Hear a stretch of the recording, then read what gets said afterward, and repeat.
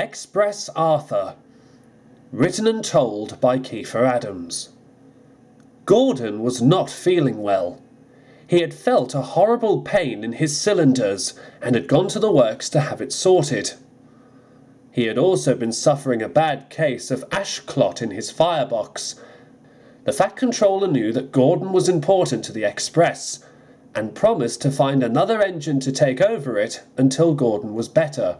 The likes of James and Henry sensed that they would be pulling the Express once more, but to their surprise, the Fat Controller had someone different in mind. The Fat Controller came to the foundry, where Arthur was busy shunting tankers.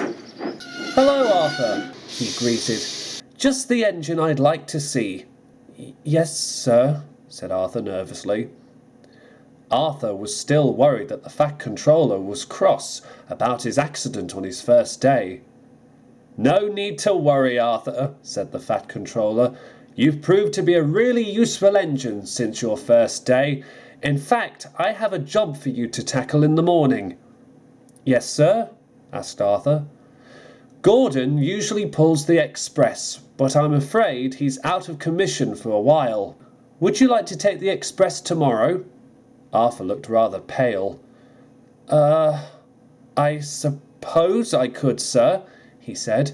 "Splendid," said the Fat Controller. "Be at the big station at 8 o'clock tomorrow morning. The station master will give you your instructions." He turned and walked away. Poor Arthur had a sickening feeling in his firebox for the rest of the day as he carried on with his work.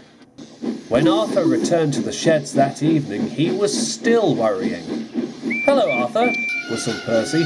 "We just heard that you got the Express. Congratulations!" "Thanks," said Arthur grimly, "but I haven't pulled coaches in a long time. I remember last pulling them on my old railway." "You should be in good buffers then," reassured Henry. "The Express is just like any other passenger train, but you have to be more careful with it." "Why?" asked Arthur. "It doesn't stop until it reaches the end of the line," said Percy, "and Gordon always makes sure that his passengers have a smooth and comfortable ride," added Henry. "This is too much to take in," groaned Arthur. "You'll be all right," reassured Percy. But Arthur didn't think he would be, as he braced himself for what the next day would bring. The next morning, Arthur arrived at the big station at exactly 8 o'clock. 4 smart cream and red coaches stood at the platform, and soon Arthur was coupled up.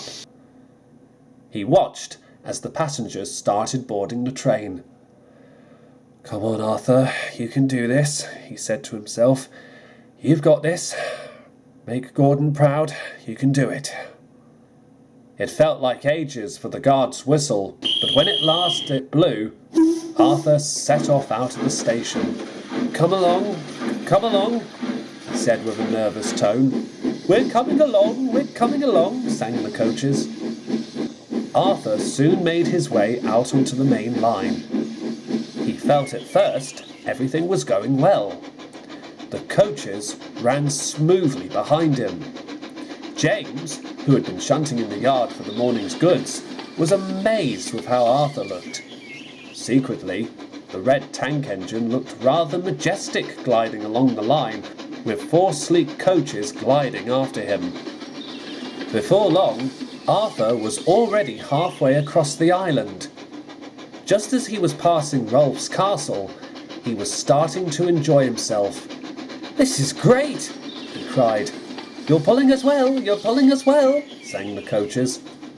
Arthur's driver was enjoying himself too. "Come on, old boy," he said. "Let's see how fast you can go." Arthur didn't need persuading.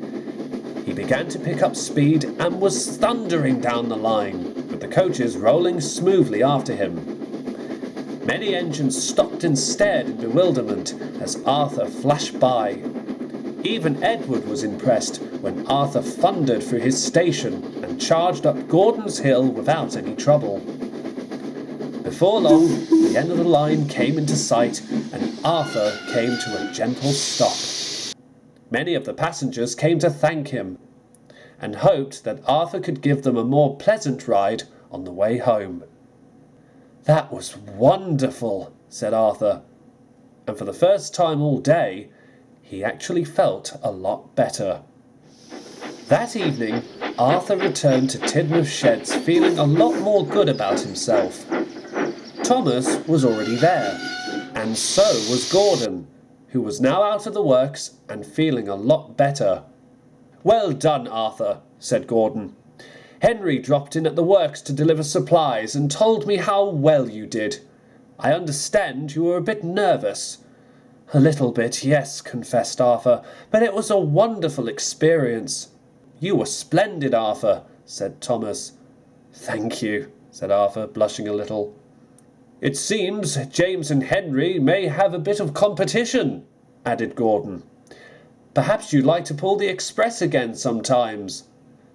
"Thank you, Gordon," said Arthur. "It's a lovely offer, but I'd rather stick with my trucks if that's all right with you."